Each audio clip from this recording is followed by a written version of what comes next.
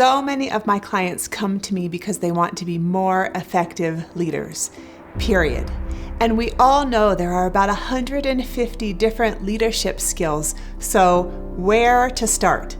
Whenever I'm working with a corporate group, meaning that I'm working with an intact team within an organization, or I'm working with a group of leaders, a group of professionals that are from all different industries and walks of life, every time, 65% of them or more all want to work on the same exact skill. And I'm betting you could even guess what that is.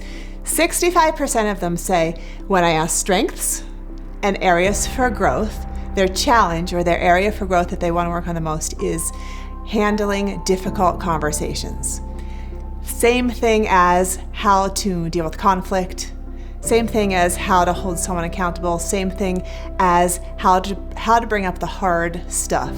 And you may have seen books on the topic. There's a lot of different ways that we can phrase this, right? Here's one, crucial conversations.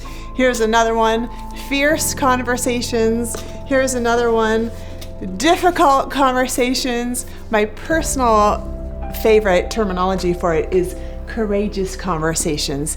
And what you and I are going to do today is work on how to improve your comfort with those kinds of conversations and your outcomes.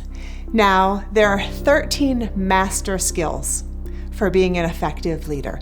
And I would venture to say that this is perhaps the most important one, because if you do it well, there are amazing impacts. If you do it poorly, there are grave impacts. So today, I'm going to walk you through how to have that kind of conversation. Imagine if you are a supervisor and you need to give some corrective feedback to your employee. How would you do that? Imagine if you want to have an important conversation, a courageous conversation with your boss or a supervisor. Imagine that you want to have an important conversation with a loved one. How do you do that? So the model I'm going to teach you today comes from a format called constructive dialogue, and it's the BEST model. There are essentially 4 steps in it. I did not invent this, but my personal favorite kinds of tools are the ones that are simple and elegant, meaning that they're really memorable in the moment. So I'm going to teach that to you today. Are you ready? So here we go. The first step is, when we want to figure out if we need to have a conversation, we need to get clear on our intent. Why do I want to have that conversation?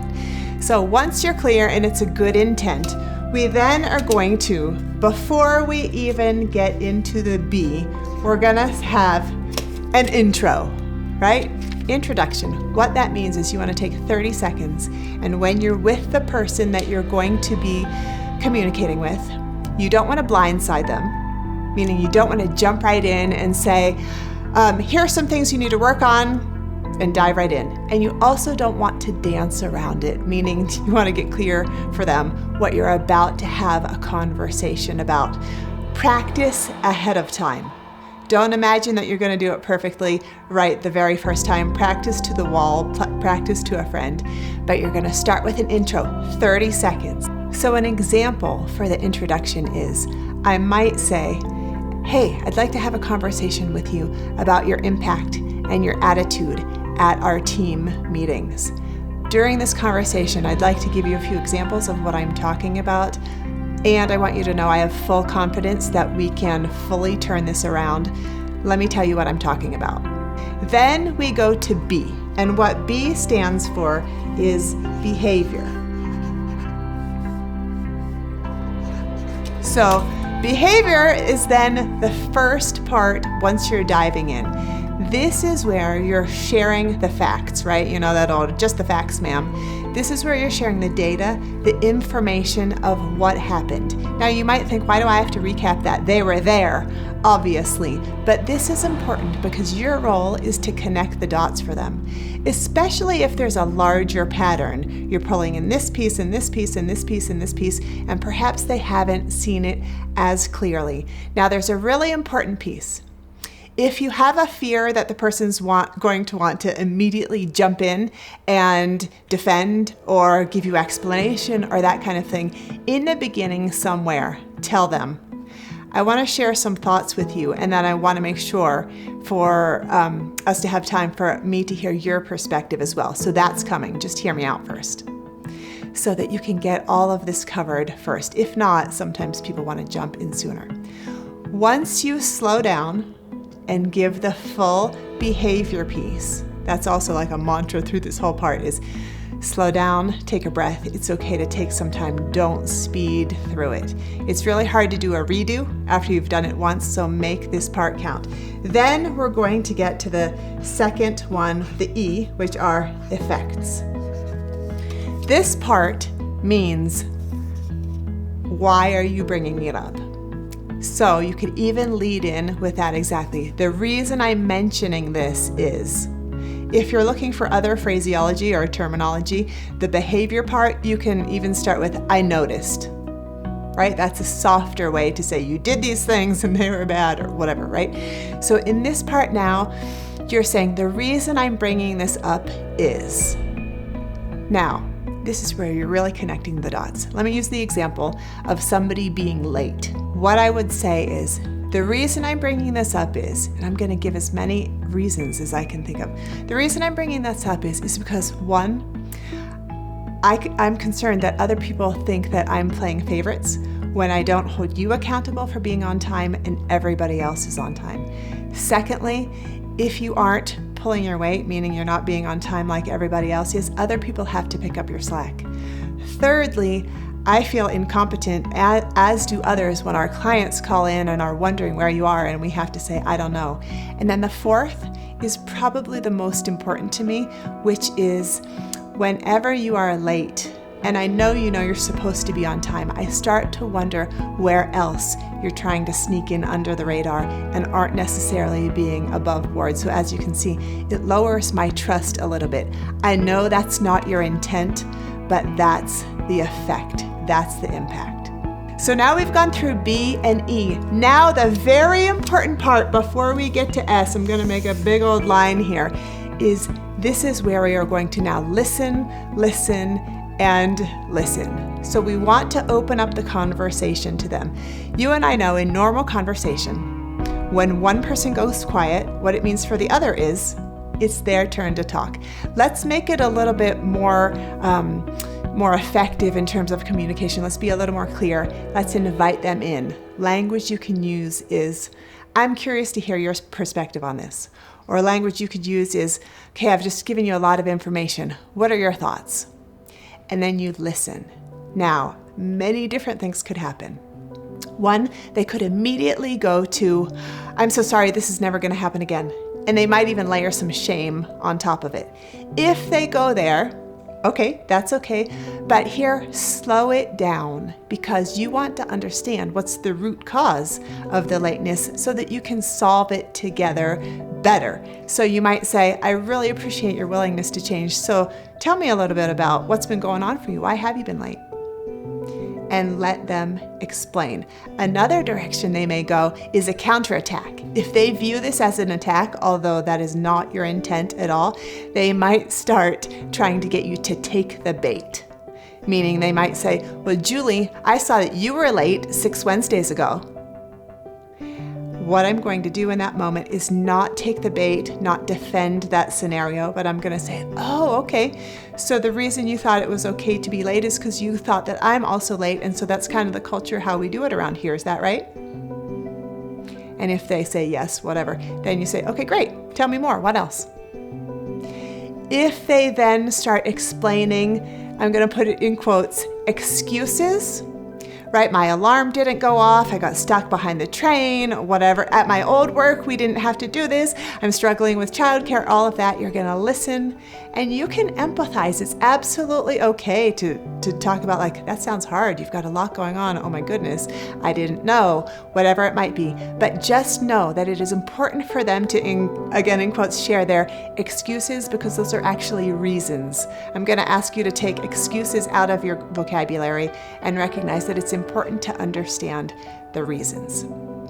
Now, if they share some, keep trying to get more and more until you've fully heard everything that you can in this section.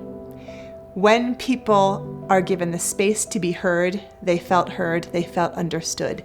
This does not mean you're taking them off the hook and saying it's okay, because you're going to see in a moment you are going to put them on the hook. So after you've done listening,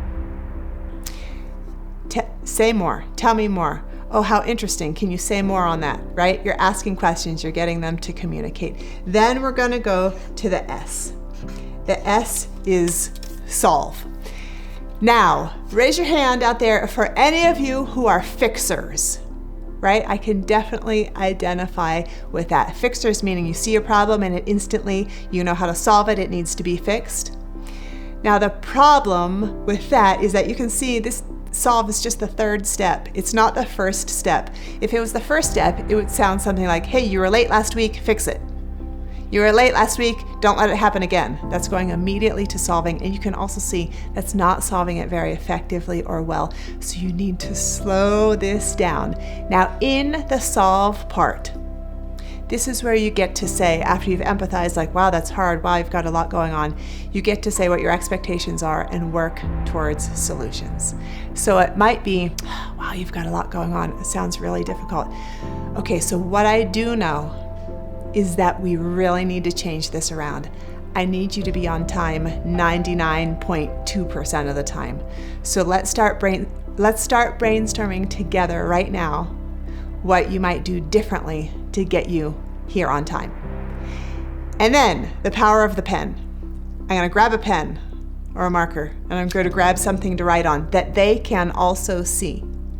And I'm going to start writing down suggestions. I'm going to say, okay, so let's brainstorm together. You start. Now, they might give you wonderful ideas, and then you don't have to suggest anything after that. Wonderful. That's ideal. Or they might give you terrible suggestions. If they give you terrible suggestions, here's what to do. Are you ready? Are you paying attention? You write them down anyway. One thing that we know is if we stop people, if we say no and we say no and why, we end brainstorming. Right? What we communicate to someone else is like, you have bad ideas. I'm just giving you lip service and waiting until it's my turn to give the good ideas. So let's say they say, well, Julie, you're just too rigid. And so how about you lighten up? Right? So I would say, okay, so one of your suggestions is that like I be a little more flexible and not have such strict standards for showing up. Is that right? Great, I'm gonna write that down. Okay, and then they say, I don't know, whatever some of their other ideas are. Now, I want to tell you of one time when I was coaching somebody, and she said, I know exactly what's going to happen in this part because I've worked with this person a lot before, and they're defensive consistently, and they also get pretty inflamed when they get constructive feedback. So she said, what my person is going to say during this conversation is, okay, fine, well, I'll just quit then. So we practiced, and it went exactly as she thought it would. So the person said, fine, why don't I just quit then? And so the person I was coaching said, okay, so let me get this straight.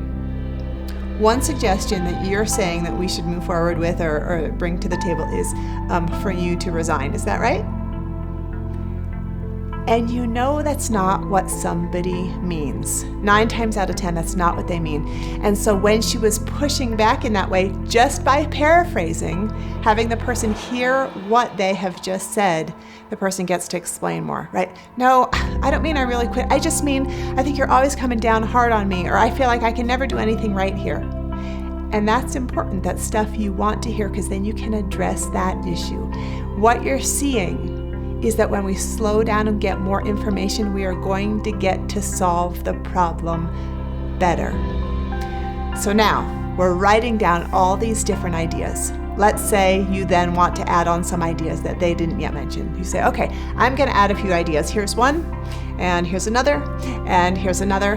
Then, before we go to the last step, which is T, you're going to figure out how you're going to decide. Meaning that sometimes in negotiation, in conversation, this part is missed. Pay attention in your conversations when decisions are being made. If you focus on now, how are we going to to decide. So what you would do is you take the list and you say, okay, we've got about 7 different ideas right here, right now. If it's going to be you just get to decide, that's okay. If it's going to be a different way, that's okay. Just be clear about that. If it's going to be, I'm going to get to pick and choose because I can, I'm going to say, I'd like to move forward with this one and this one and this one. Can you live with that? You want to make sure they're willing to agree, because if not, you're going to go a very different direction in the conversation, as you can imagine. But it's just, can you live with that? It's not, do you love that? You get it? So then you've figured out the next steps instead of good talk, right? I'm glad we had a conversation about this. You now have an action plan. Now the last one here is then thank. The T is thank. Just meaning at the end of the conversation, before you wrap it up, you're going to thank them authentically for having a conversation with you, for being willing to stay in the room, for being honest and authentic, and for being the kind of person who's willing to have this kind of conversation and move positively forward. If you had any fear about this conversation going awry or damaging the relationship, this is where you get to sew it and knit it back up, because you're appreciating them and their character and what has just happened. Now, at the very end, I'm going to put a little star down here. Before they walk out of the room, before you hang up the phone call, you're going to talk about when you can follow up. Don't miss this part, so write it down. At the end of the conversation, you're going to say, whatever, thank you so much, and I'd like to check back in about this in about a month, or whatever the time frame is for you, just to see how things are going. Probably what'll happen is I'll just give you a great high five and tell you thanks so much for turning things around.